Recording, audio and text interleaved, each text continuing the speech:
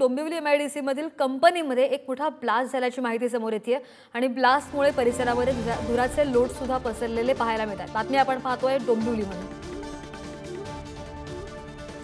Dombivli MIDC मधली ही company आहे आणि या कंपनीमध्ये मोठा ब्लास्ट झाल्याची माहिती समोर येते आणि धुराचे लोट आपण पाहू शकतोय। दृश्य आपण पाहतोय डोंबिवली मधून आणि या धुराच्या ब्लास्टच्या आवाजाने अख्खी डोंबिवली हादरून गेलेली आहे। अधिकची माहिती घेऊन आमचे प्रतिनिधी प्रदीप भंगे आपल्या सोबत आहेत। प्रदीप, आपण धुराचे लोट पाहतोय, नेमकी कोणतीही कंपनी होती ज्या कंपनीमध्ये ब्लास्ट झालाय आणि कशामुळे ब्लास्ट झालाय, काही माहिती मिळते का? आपण जर बघितलं डोंबिवली MIDC मध्ये एका कंपनीला मोठा स्फोट झाला। या स्फोटामुळे अख्खी डोंबिवली हादरली आहे। या स्फोटामध्ये आजूबाजूच्या 3 ते 4 कंपन्यांना सुद्धा आग लागलेली आहे। अनेक जण यामध्ये जखमी झालेले आहेत। एक्झॅक्टली कुठल्या कंपनीत आग लागली मात्र हे सांगता येत नाही आहे। आपण जर मोठ्या प्रमाणात अजून सुद्धा कंपनीत स्फोट होत आहेत। यापूर्वी सुद्धा आपण जर बघितलं तर MIDC फेज 2 मध्ये प्रोग्रेस असेल आणि बाकीच्या कंपनी तिथे स्फोट झाले होते। त्याचप्रमाणे आता पुन्हा एकदा मोठ्या प्रमाणात स्फोट झालेला आहे।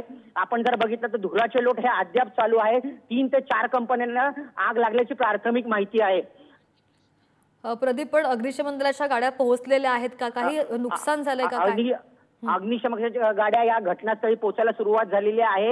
आग विझवायला पण त्यांनी सुरुवात केली, मात्र मोठ्या प्रमाणात ही आग असल्यामुळे अग्निशमकाच्या गाड्या ह्या कमी पडणार असं जाणवतं। त्यामुळे जो प्रशासन आहे, प्रशासनाने बाहेरच्या शहरातून सुद्धा गाड्या मागवलेल्या आहेत। आता जर मी ज्या स्पॉटला उभा आहे या स्पॉटवरून 2 कंपन्यांना आग लागलेली दिसतेय, मात्र एक्झॅक्ट कुठल्या कंपनीत स्फोट झाला हे कळलेलं नाहीये। यामध्ये काही जण जखमी झालेत, या जखमींना इस्पितळात दाखल केलेलं आहे।